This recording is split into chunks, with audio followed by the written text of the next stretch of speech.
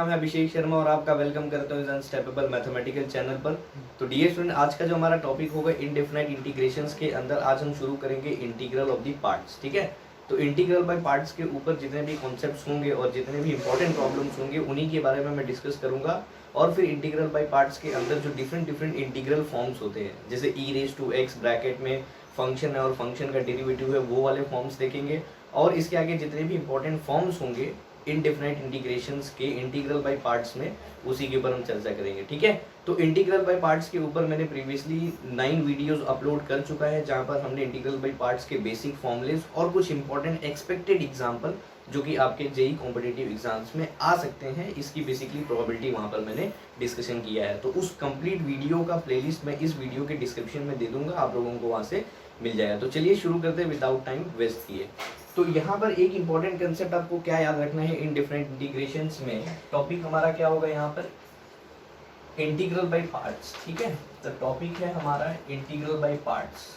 Integral by parts indefinite integrations में हम इसे शुरू कर रहे हैं, करेक्ट। हालांकि ये डेफिनाइट इंटीग्रेशंस में भी है, बट यहाँ पर मैं कहाँ पर इस पार्ट को शुरू कर रहा हूँ, integral by parts comes in indefinite integrations. तो यहाँ पर वो भी मैं मेंशन कर दे रहा हूँ आपको, ये जो है वो कहाँ पर है, इनडेफिनाइट इंटीग्रेशंस में। ठीक है, so it is comes under indefinite integration, correct. तो ये चीजें आप लोगों को याद रहना चाहिए। अब इंटीग्रल बाय पार्ट्स में बेसिकली होता क्या है कि बहुत सारे बच्चों का जो मेंटालिटी होती है और बहुत सारे बच्चों के अंदर जो माइंड में एक ही चीज सेट होता है कि इनडेफिनाइट इंटीग्रेशंस में केवल आइलेट रूट के ऊपर ही काम करना है। ठीक है, मतलब इनडेफिनाइट इंटीग्रेशंस में एक्चुअली इंटीग्रल बाय पार्ट्स में हम करते क्या है कि हमारे पास दो फंक्शंस दिया होता है। एक मान लीजिए हमारे पास फंक्शन है f(x) और नेक्स्ट फंक्शन जो है वो है हमारे पास g(x), और हम इस दोनों फंक्शन के प्रोडक्ट को क्या करते हैं, इंटीग्रेट करते हैं, और इसी कंसेप्ट को हम कहते हैं integral by parts. So simply integral by parts में होता क्या है, केवल दो फंक्शंस का प्रोडक्ट होता है, एक फंक्शन f(x) होगा और दूसरा फंक्शन क्या होगा, g(x). अब यहाँ पर आइलेट रूल का क्या है, बेसिकली आइलेट रूल में ऐसे लिख देता हूँ I L A और यहाँ पर होगा T और यहाँ पर होगा E। अब आइलेट रूल में सिंपली I का मतलब क्या होता है, I मीन्स व्हाट, यहाँ पर होता है I is called inverse trigonometric function. ठीक है, ये होते हैं इनवर्स ट्रिग्नोमेट्रिक फंक्शन। और L का मतलब होता है यहाँ पर लॉगरिथमिक फंक्शन, ये तो सिंपली आपको पता है लॉगरिथमिक फंक्शन। ठीक है, so L means what, your logarithmic function हो जाएंगे, correct. L means logarithmic function. A का मतलब क्या होता है यहाँ पर, algebraic function, A is called algebraic function, correct. तो ये हो गया algebraic function. And where T is called trigonometric function. ठीक है, T is called trigonometric function. ठीक है, ट्रिग्नोमेट्रिक फंक्शन। तो ये सिंपल चीज है, ये सब ऑर्डर्स आप लोगों को याद रहने चाहिए। और नेक्स्ट I का मतलब होता है एक्सपोनेंशियल फंक्शन। ठीक है, exponential function, call it as exponential function। अब यहाँ पर इनडेफिनाइट इंटीग्रेशंस में आप लोगों को बता दूं कि जब आप इंटीग्रल बाय पार्ट्स पढ़ते हो तो आप लोगों को एक चीज याद रखना है कि इंटीग्रल बाय पार्ट्स में केवल आइलेट रूल के ऊपर काम नहीं चलता, क्योंकि आपके सामने अगर कोई क्वेश्चन आ जाए तो आप यही नहीं डील कर पाओगे कि इस क्वेश्चन को हमें इंटीग्रल बाय पार्ट्स से सॉल्व करना है या किस वे से सॉल्व करना है। ठीक है, तो नेक्स्ट यहाँ पर आपको याद क्या रखना है कि इनडेफिनाइट इंटीग्रेशंस के इंटीग्रल बाय पार्ट्स में जो आइलेट रूल हम यूज कर रहे हैं, ठीक है, आइलेट रूल में फर्स्ट हमारा लेटर क्या है, I, देन क्या है यहाँ पर LATE, जहाँ पर I का मतलब क्या होता है, इनवर्स ट्रिग्नोमेट्रिक फंक्शन, L का मतलब क्या है, लॉगरिथमिक फंक्शन, A का मतलब क्या है, अलजेब्रिक फंक्शन, और T क्या इंडिकेट करता है, ट्रिग्नोमेट्रिक फंक्शन, और E क्या इंडिकेट करता है, एक्सपोनेंशियल फंक्शन। ये बेसिकली ऑर्डर्स है। अब इन ऑर्डर्स का मतलब क्या है, इन ऑर्डर्स एक्चुअली ये सब ऐसे फंक्शंस हैं जिन्हें हम एक्चुअली फर्स्ट फंक्शन कंसीडर करते हैं, क्योंकि आप देख सकते हो इंटीग्रल बाय पार्ट्स में टोटल कितने फंक्शन है, दो। फर्स्ट फंक्शन क्या है, f(x) और दूसरा क्या है, g(x), या फिर g(x) और इनटू क्या है, f(x). तो ये जो हमें फंक्शंस दिए होते हैं, यानी ये जो आइलेट रूल होता है, यहाँ पर इनवर्स ट्रिग्नोमेट्रिक फंक्शंस हो, लॉगरिथमिक हो, अलजेब्रिक हो, ट्रिग्नोमेट्रिक हो, एक्सपोनेंशियल हो, इन सभी फंक्शन को हम कंसीडर करते हैं first function, as a first function इनको काम किया जाता है। अब क्यों ऐसा, ये जो भी हमें फंक्शंस दिया होता है इनको फर्स्ट फंक्शन क्यों कंसीडर करते हैं, क्योंकि इंटीग्रल बाय पार्ट्स में ये सभी फंक्शन को डायरेक्टली इंटीग्रेट करना हम कह सकते हैं कि पॉसिबल नहीं है। ठीक है, so these are the functions which are not directly integrable. ये सभी के सभी फंक्शन जो है वो इंटीग्रेबल नहीं होते, इसीलिए इन फंक्शन को हम क्या करते हैं, इंटीग्रल बाय पार्ट्स में फर्स्ट फंक्शन कंसीडर करके चलते हैं। और जो नेक्स्ट सेकंड फंक्शन होता है वो फंक्शन एक्चुअल में इंटीग्रेबल होता है, ठीक है। तो g ऑफ x में क्या होगा, ये सभी के सभी फंक्शंस होंगे, और f ऑफ x में वो फंक्शंस होंगे जिनका हमें इंटीग्रेशंस एक्चुअल में पता है, ठीक है। तो आप ऐसा याद रखिए कि f of x into g of x में आप लोगों को क्वेश्चन देखते ही समटाइम समझ में आ जाएगा कि कौन सा फंक्शन इंटीग्रेबल है डायरेक्टली और कौन सा फंक्शन नॉन इंटीग्रेबल है। तो जो फंक्शन डायरेक्टली नॉट इंटीग्रेबल हो, यानी आपको डायरेक्ट इंटीग्रेशन नहीं आता हो उसका, तो सिंपली उस फंक्शन को आपको कंसीडर करना है फर्स्ट फंक्शन, और सेकंड वाले फंक्शन को कंसीडर करना है सेकंड, ठीक है। इट मींस इसको और भी नोटेशन से हम देखते हैं यहाँ पर, this can also to be represented as integrations of u into v, और ये हो गया यहाँ पर dx, ठीक है। So integral by parts of u into v क्या होता है, simply this is equal to, हम कह सकते हैं यहाँ पर होगा u integration of v dx minus integration, आपको ब्रैकेट देना है और इसमें इंटीग्रेशन होगा v का विथ रिस्पेक्ट टू x, और फर्स्ट फंक्शन का यहाँ पर डेरिवेटिव होगा that is du upon dx bracket close, और इस बड़े वाले इंटीग्रेशंस के लिए यहाँ पर हम विथ रिस्पेक्ट टू देंगे dx, क्लियर। तो इंटीग्रल बाय पार्ट्स में आप लोगों को ये दो ही चीज मेनली याद रखना है। पहला तो क्या कि कौन से फंक्शंस को हम पहले सिलेक्ट करें, यानी किस फंक्शन का हमें डायरेक्टली इंटीग्रेशन पता नहीं है, वो आपका क्या हो जाएगा u मींस वो हो जाएगा g ऑफ x, और जिस फंक्शन का आपको डायरेक्ट इंटीग्रेशन आता है उस फंक्शन को आप कंसीडर कर लो second, that is f of x। क्योंकि आप देख सकते हो कि यदि f ऑफ x को मैंने v से रिप्रेजेंट किया तो v का actually expansion of integral by parts में क्या हो रहा है, हमेशा देख सकते हो यहाँ पर भी इंटीग्रेशन और इस ब्रैकेट में भी क्या हो रहा है, इंटीग्रेशन। क्यों, क्योंकि v एक ऐसा फंक्शन होगा जिसका हमें डायरेक्ट इंटीग्रेशन पता होगा, लेकिन u एक ऐसा फंक्शन होगा जिसका हमें डायरेक्ट इंटीग्रेशन नहीं पता होता है। एक और बात, अब आप लोगों को एक चीज बता दो कि हर एक बच्चों के माइंड में इंटीग्रल बाय पार्ट्स जब वो पढ़ते हैं, जब वो रीड करते हैं अपने स्ट्रेटेजी प्लान के अकॉर्डिंग, तो उनके माइंड में केवल यही चीज होता है कि इंटीग्रल बाय पार्ट्स के क्वेश्चंस अगर लगाने हैं तो उनको आइलेट रूल पता होना चाहिए, क्योंकि आइलेट रूल ही बताता है कि कौन सा फंक्शन हमें फर्स्ट कंसीडर करना है और कौन सा फंक्शन हमें सेकंड। बट आप लोगों को मेरा सजेशन ये होगा कि आप अपने माइंड में ये इंटेंशन मत रखिए कि इंटीग्रल बाय पार्ट्स को केवल आइलेट रूल से ही सॉल्व किया जा सकता है, ऐसा नहीं है। जबकि आपके सामने मैं कुछ क्वेश्चंस लूंगा, आज इस वीडियो में आपको क्वेश्चंस मैं करके बताऊंगा, आप उस क्वेश्चंस को देखते ही नहीं समझ पाओगे कि इस क्वेश्चन को हमें इंटीग्रल बाय पार्ट से सॉल्व करना है या फिर इंटीग्रेशंस बाय सब्स्टिट्यूशन से सॉल्व करना है। सो आपको मेनली फोकस किस पे रखना है, यू मस्ट नो कि आप किस तरीके से इंडेफिनाइट इंटीग्रेशंस के क्वेश्चंस को अपने अकॉर्डिंग डील कर सको। डील करने का मतलब ये है कि जब आप क्वेश्चंस को देखो तो आपके माइंड में वो स्ट्रेटेजी प्लान आए जो आपने प्रीवियसली इंडेफिनाइट इंटीग्रेशंस के कुछ प्रॉपर्टीज आपने पढ़ लिए होंगे और उसके कुछ इंपॉर्टेंट फॉर्मूलाज अगर आपने पढ़ लिया होगा, तो कंप्लीट आपको क्वेश्चंस आपके फॉर्मेट और आपके जो भी फॉर्मूलाज होते हैं उन पे कंपेयर करना है, ठीक है। तो इंडेफिनाइट इंटीग्रेशंस के इंटीग्रल बाय पार्ट्स के जो क्वेश्चंस होते हैं, सम टाइम आप लोगों को रियलाइज हो जाएगा कि ये जो क्वेश्चन है वो इंटीग्रल बाय पार्ट से सॉल्व होगा। क्यों, क्योंकि वहां पर हमें फंक्शंस ही डिफरेंट दिया होता है।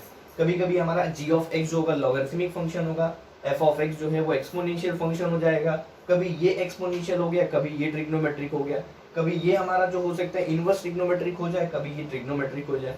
तो यहाँ पर इनका नेचर क्या है, दोनों फंक्शन जो है वो दोनों ही क्या है, अपोजिट है। क्लियर, एक फंक्शन का हमें इंटीग्रेशन पता नहीं होगा तो उसे आप u कंसीडर कर लीजिए, और एक फंक्शन का आपको इंटीग्रेशन पता होगा तो उसे आप क्या कंसीडर कर लीजिए, v, ठीक है। तो अब यहाँ पर मैं आप लोगों को बताता हूँ, यहाँ पर टोटल 3 सिनारियो है। 3 सिनारियो का मतलब क्या है कि कब आप इस फंक्शन को इंटीग्रेट करोगे by using integral by parts.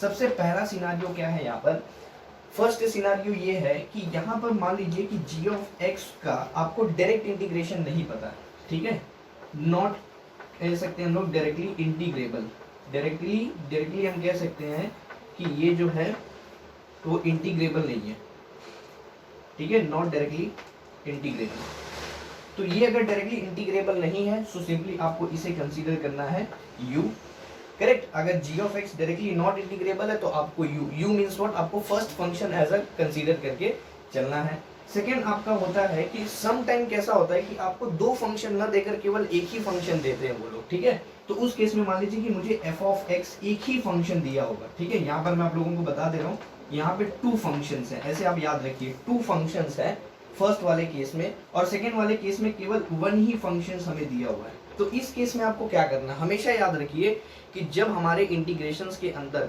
Sometime कैसा होता है कि इनवर्स ट्रिग्नोमेट्रिक फंक्शंस दे दिया जाता है, लॉगरिथमिक फंक्शन, एक्सपोनेंशियल फंक्शन से कुछ इंपॉर्टेंट और हम कह सकते हैं कि एक्सपांडेबल नेचर होता है उनका। तो उस केस में फंक्शन जो है केवल एक ही है, तो सेकंड फंक्शन आप क्या कंसीडर करोगे? एट दैट पर्टिकुलर केसेस आपको जब कोई एक ही फंक्शन दिया हो तो सेकंड फंक्शन को हमेशा आपको यूनिटी मान के चलना है, ठीक है। यूनिटी मीन्स व्हाट, हम कह सकते हैं 1। क्यों 1? क्योंकि पता है हमें 1 का डेरिवेटिव, 1 इज कांस्टेंट, उसका डेरिवेटिव क्या हो जाएगा 0, लेकिन 1 का इंटीग्रेशन हमें क्या दे देगा x। तो वही आपको याद रखना है, आपको यूनिटी कंसीडर करना है as a v means what, as a second integration, ठीक है, यानी सेकंड फंक्शंस आपको कंसीडर करना है। कब? जब आपको केवल एक ही फंक्शन दिया हो इंटीग्रल बाय पार्ट्स में, और जब आपको दो फंक्शन दिया हो और उस दोनों फंक्शंस में एक फंक्शन का आपको डायरेक्ट इंटीग्रेशन ना पता हो, तो उसे सिंपली आप क्या कंसीडर करोगे? First function. यहाँ पर थर्ड सिनारियो क्या है? थर्ड सिनारियो और भी इंपॉर्टेंट है, इसके ऊपर तो बच्चे ध्यान ही दे देते, लेकिन क्वेश्चंस अगर देखा जाए आईआईटी एडवांस के अगर मैं क्वेश्चंस की बात करूं तो वहां पर इसी के बेसिस पे क्वेश्चंस बनते हैं। सिंपली इसमें क्या होता है कि हमें दोनों फंक्शंस दिया होता है, ठीक है, यहाँ पर हमें g ऑफ x भी दिया होगा और यहाँ पर f ऑफ x भी दिया होगा। बट यहाँ पर खासियत क्या है कि g ऑफ x और f ऑफ x यहाँ पर दोनों का ही, ये दोनों ही जो फंक्शंस होंगे, ठीक है, ये दोनों ही फंक्शन। अब यहाँ पर क्या होता था कि एक फंक्शन इंटीग्रेबल है तो दूसरा नहीं है। यहाँ पर सेकंड केस में क्या होता था, केवल एक ही फंक्शन है, तो सिंपली हम क्या करते थे, सेकंड फंक्शन क्या कंसीडर करते थे? यूनिटी। लेकिन थर्ड वाले केसेस में हमें दोनों फंक्शन का इंटीग्रेशन पता है, ठीक है, इस केसेस में हमें डायरेक्टली इंटीग्रेशन पता है, ठीक है। यहाँ पर याद रखिए, डायरेक्टली हम कह सकते हैं कि यहाँ पर इंटीग्रेशन पता है, डायरेक्टली हमें इंटीग्रेशन यहाँ पर पता होगा, ठीक है। डायरेक्ट इंटीग्रेशन मान लीजिए मुझे आता है, जैसे फॉर एग्जांपल यहाँ पर कोई भी हमें फंक्शंस दे दिया होगा, e⁻x दे दिया है और sin ऑफ x दे दिया है, तो उस केस में हमें उनका डेरिवेटिव भी पता है और उसका इंटीग्रेशन भी पता है, ठीक है।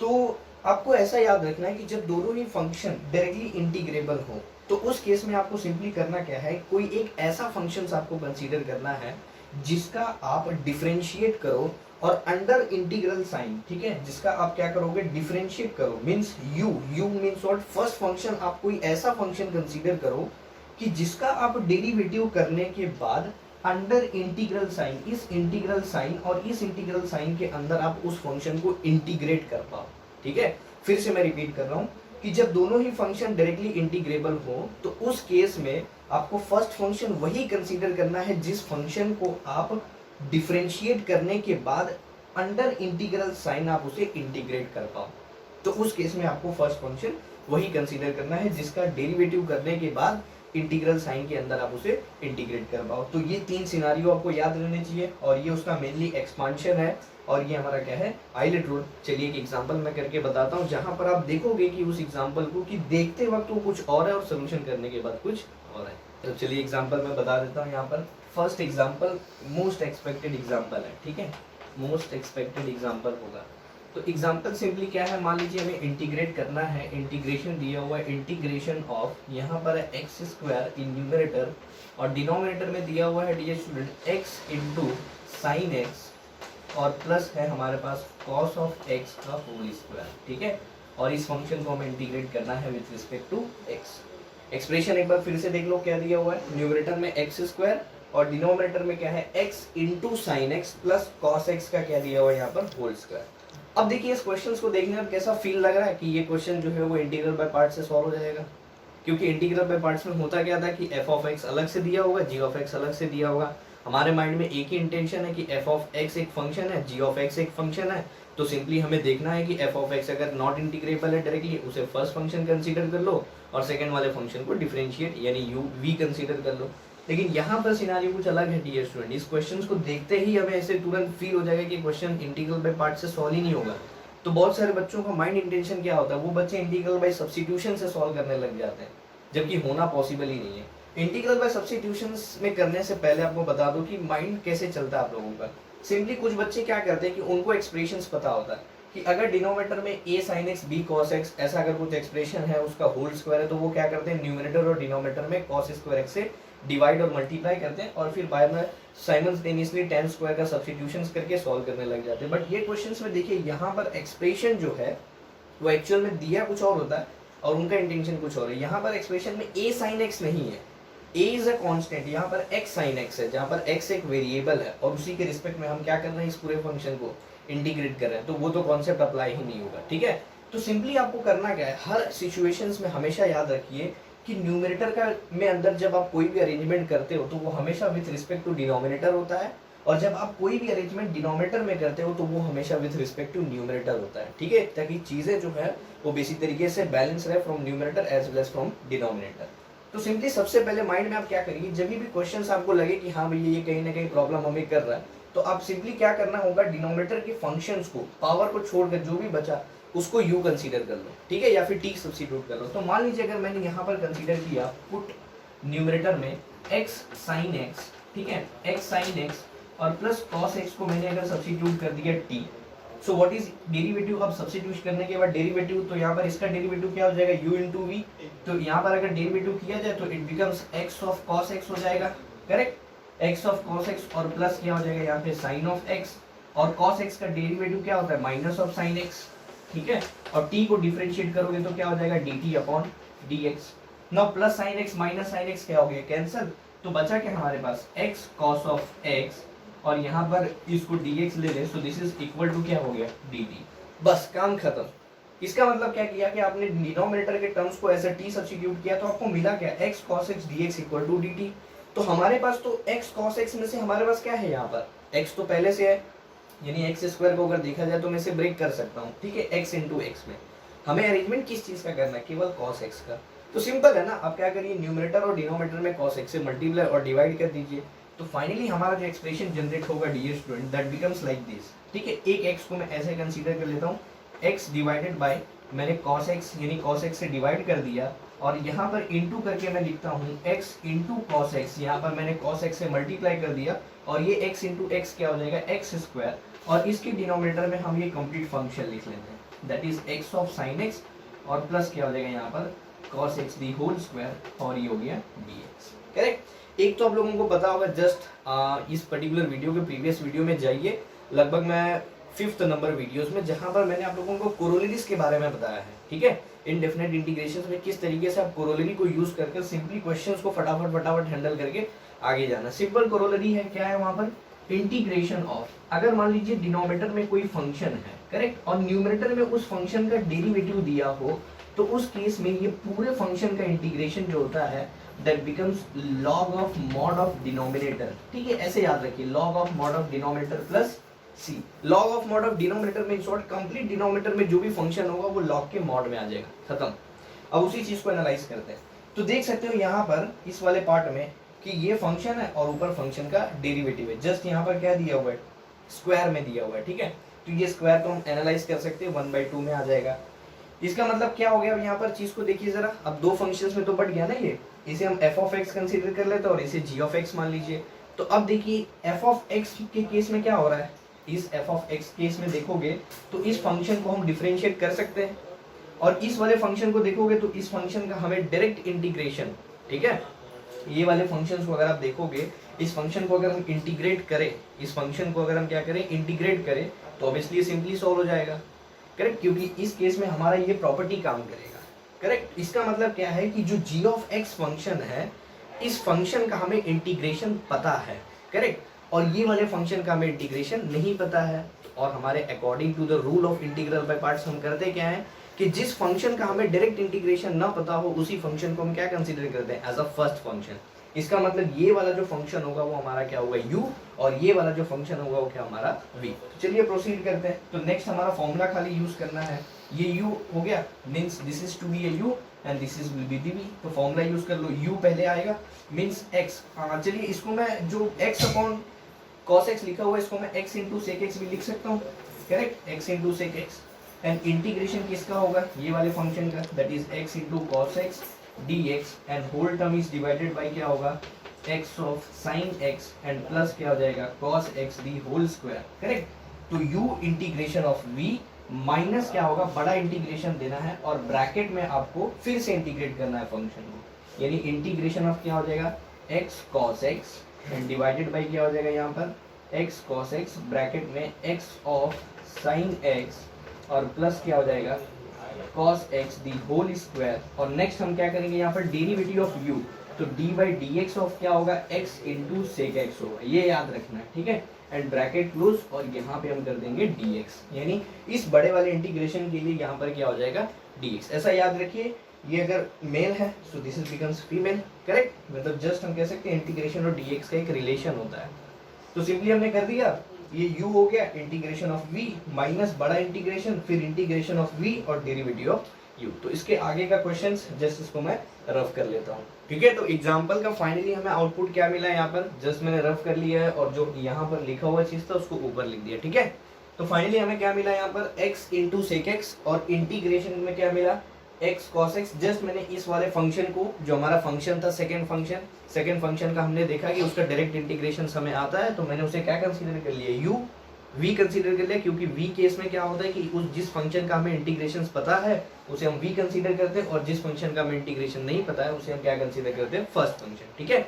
ये पूरा डन हो गया। जस्ट मैंने फॉर्मूले के अंदर इसको डिवाइड कर दिया है। This is u integration of v minus बड़ा इंटीग्रेशन ब्रैकेट में integration of v derivative of u और ये dx इस वाले इंटीग्रेशन के लिए जो ब्रैकेट के बाहर है, ठीक है। अब सिंपली मैं थोड़ा फास्ट चलूंगा, मान लेता हूं कि आप लोगों ने चीजों पढ़ लिया होगा, आपको ये प्रॉपर्टी मेनली आती हुई, ठीक है। Property means what, this property. अगर इंटीग्रेशंस में जस्ट मैंने अभी बताया कि यहाँ पे फंक्शन है और ऊपर फंक्शन का डेरिवेटिव है, तो सिंपली आपको आंसर्स में लिखना क्या है, लॉग मॉड ऑफ डिनोमिनेटर, ठीक है, यानी log mod of f of x होगा और plus c where c is called constant of integration. But ये मेनली यहाँ पर यूज होगा, बट कैसे यूज होगा ये मैं बता देता हूँ, ठीक है। तो यहाँ पर देखिए जब हम इस फंक्शन को इंटीग्रेट करेंगे तो मेनली मैं बता देता हूँ ये फंक्शन इंटीग्रेट तो डायरेक्ट होने वाला नहीं है। सबसे पहले आप करोगे क्या, डिनोमिनेटर को सब्स्टिट्यूट करोगे तब तो जाके आपको ये मिलने वाला है ना। और हमने इसकी जस्ट आप देखोगे जस्ट 5 मिनट या पहले जाओगे तो हमको पता है कि ये वाला जो टर्म्स था उसको हमने क्या सब्स्टिट्यूट किया था, टी।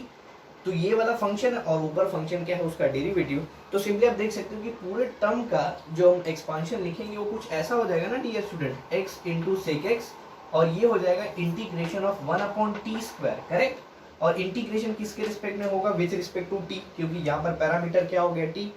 नेक्स्ट हो जाएगा यहाँ पर माइनस बड़ा इंटीग्रेशन, ब्रैकेट में भी सेम कंसेप्ट हो जाएगा, यहाँ पर इंटीग्रेशन ऑफ 1/ क्या हो जाएगा, t स्क्वायर और ये हो गया dt। क्लियर है, ऐसे ही कंसेप्ट हमें जनरेट होंगे। नेक्स्ट हमारा कॉन्सेप्ट क्या है, x sec x का बेसिकली डेरिवेटिव। तो यहाँ पर हम क्या यूज करेंगे, u इंटू v, यानी कहीं ना कहीं u डेरिवेटिव ऑफ v। तो x sec x का डेरिवेटिव क्या होता है, very good, sec x into क्या हो गया 10x और प्लस हम कह सकते हैं x का derivative 1, so we get only sec x, bracket close कर देते हैं, ठीक है। और ये वाले टर्म्स को आपको कंफ्यूजन ना हो तो मैं इसे मिटा देता हूँ, ठीक है। और ये ब्रैकेट क्लोज और यहाँ पे dx, करेक्ट। नेक्स्ट अब सिंपली क्या करना है, जस्ट इसको इंटीग्रेट कर लो। सो पार्ट ऑफ कंसेप्ट क्या हो जाएगा, x into sec x integration of 1/t के t स्क्वायर क्या होता है, minus of 1/t, very good. So it becomes minus of 1/t और माइनस क्या हो जाएगा, बड़ा इंटीग्रेशन, ब्रैकेट में देख लीजिए integration of 1/t minus of 1/t। और यहाँ से आप देख सकते हो कि मैं यहाँ पे कुछ कॉमन ले सकता हूँ, ऑब्वियसली सेक एक्स कॉमन ले लेते हैं। सो यहाँ पे सेक एक्स क्या हो जाएगा कॉमन, ब्रैकेट में क्या बच जाएगा dear student, x into 10x और प्लस क्या हो जाएगा 1 एंड ब्रैकेट क्लोज और ये हो गया हमारा dx। नाउ अब हम क्या करेंगे, रीसब्स्टिट्यूट कर देते हैं वैल्यू ऑफ t। हमें पता है t एक्चुअल में क्या है, x sin x plus c। तो रीसब्स्टिट्यूट कर दोगे तो फाइनल एक्सप्रेशन क्या हो जाएगा, कुछ ऐसा, माइनस में बाहर ले रहा हूँ। सो x इंटू क्या हो जाएगा sec x divided by t का वैल्यू तो हमें पता है, what is t dear student, x into sin x और प्लस क्या है यहाँ पर cos x। डन, ये तो हमने सॉल्व कर लिया। माइनस, अब देखिए माइनस और माइनस बिकम्स क्या हो गया, प्लस। देन नेक्स्ट वाला टर्म देखिए 1/t। Now what is value of t, t is what x into sin x और प्लस क्या हो गया यहाँ पे cos x, ये भी हमारा डन हो गया। और यहाँ पर फाइनली हमने कॉमन क्या लिया था, sec x, तो मैं sec x को यहीं पर लिख देता हूँ, ठीक है। और ये वाले पार्ट को देखिए x 10x प्लस क्या दिया हुआ है 1, तो x 10x प्लस 1, 10x को आप क्या लिख सकते हो, identity, simple concept, 10x can be written as what, sin x upon cos x, yes और नो।